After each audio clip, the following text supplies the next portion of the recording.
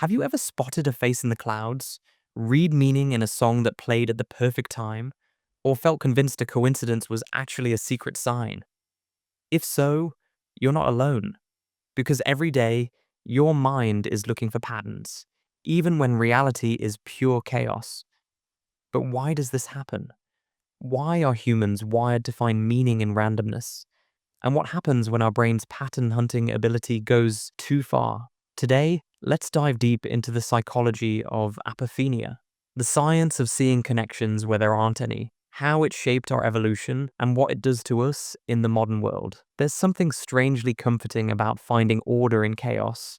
Our ancestors looked for predator shapes in the bushes, saw tracking signs in nature, and read stars for clues about the future. Those instincts still live in you and me, a built-in cognitive tool, helping us survive when the world feels unpredictable. But there's a twist. The same skill that helped us avoid danger can also make us jump to wild conclusions. Our brains don't just seek patterns, they invent them. Psychologists call this phenomenon apophenia. It's why you spot faces in the moon, why slot machines seem hot, and why ordinary details sometimes feel loaded with hidden meaning. Here's the surprising part. Apophenia isn't a brain glitch. It's a feature of how we're wired.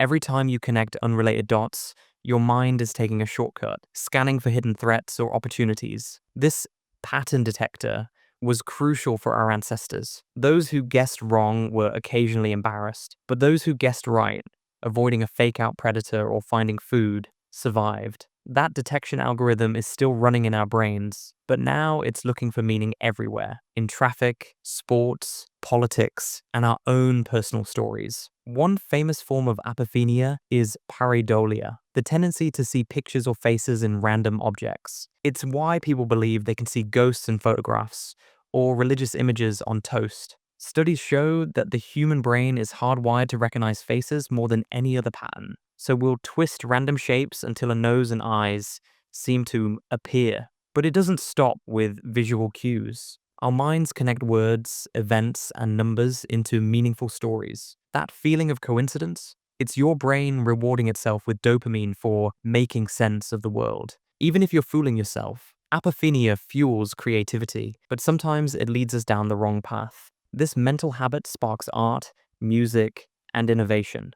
Think Einstein connecting wild ideas that changed science forever. But when unchecked, it drives superstition, paranoia, and conspiracy theories. When we crave order in complex times, we can see villains in random events, or imagine hidden plots instead of chaos. Confirmation bias, the tendency to interpret evidence in a way that confirms our beliefs, feeds this process even more. Suddenly, our pattern detector builds a worldview that can be wildly different from reality. So, what does this mean for us? On one hand, apophenia makes us creative, curious, and able to learn by linking things others miss. On the other, it means we're vulnerable to seeing monsters in the shadows, signs in the noise, and patterns in pure randomness. That's why psychologists advise one simple hack. Whenever you connect the dots, pause and ask, am I spotting a real pattern or is my mind playing tricks? Pattern recognition might have saved our ancestors, but it can trick us today. The next time a coincidence feels magical or you're certain you're seeing a sign, consider. Maybe it's just your brain doing what it evolved to do. Apophenia isn't the enemy, it's the birthplace of imagination, innovation, and story. But it's also a reminder, reality doesn't always connect the dots for us. Sometimes, life is just beautifully, chaotically random. So next time you spot a face in the clouds, smile. You're seeing the world as only a human can, a mind hardwired for meaning, even in pure noise. What's the strangest pattern you've ever spotted? Let me know in the comments.